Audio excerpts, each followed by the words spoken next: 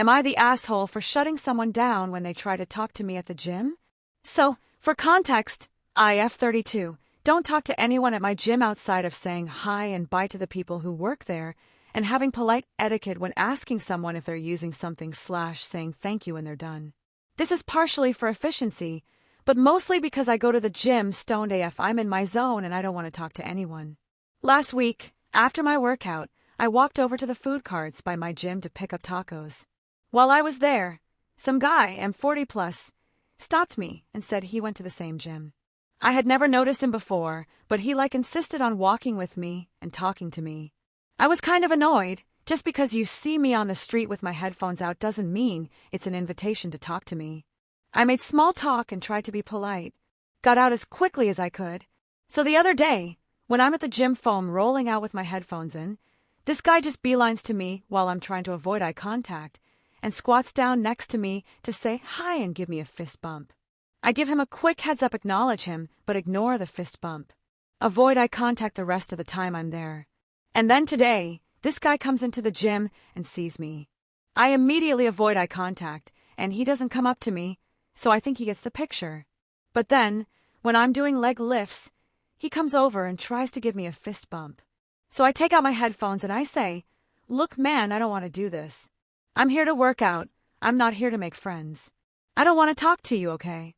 And he starts to say, "I was just saying hi." And I respond with, "Yeah, I get it. Please don't."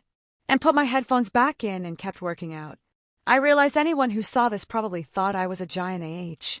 But I don't think someone's need for connection overrides my need to have a good workout. So Aita? Update. For people saying this would have been different if he was an attractive guy.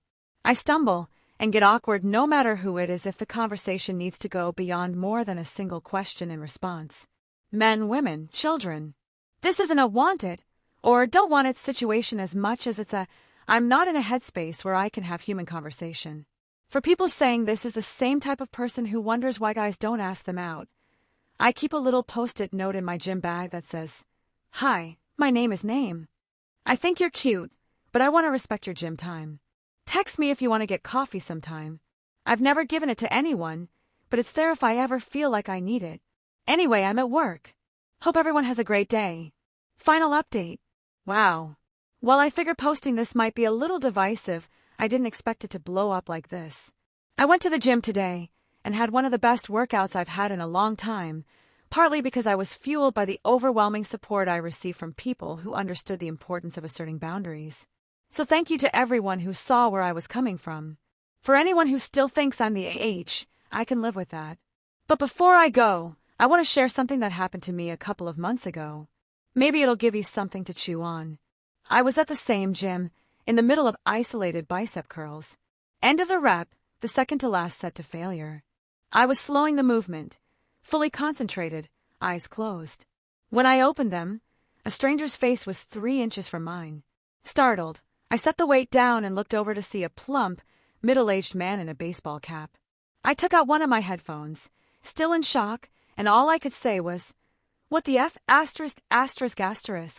He then grabbed my arms and forced them back onto the machine's handles, saying, "One more." I pulled away and snapped, "Who the F*** do you think you are?" His face fell as he muttered, "I was just admiring your work." I told him, "I'm in the middle of a **ing set." He got defensive, saying, "Actually, I wanted to use that." I replied, "You can use it when I'm not in the middle of a set." He rolled his eyes and walked off. I was left shaking. As I started to put my headphones back in, another man approached and waved. I took it back out, and he said, "You really shouldn't have to put up with that." I smiled and said thanks. He walked away.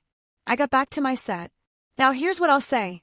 Baseball cap guy was way more out of line than the guy who approached me at the food carts, even by the third time, when I finally snapped at him.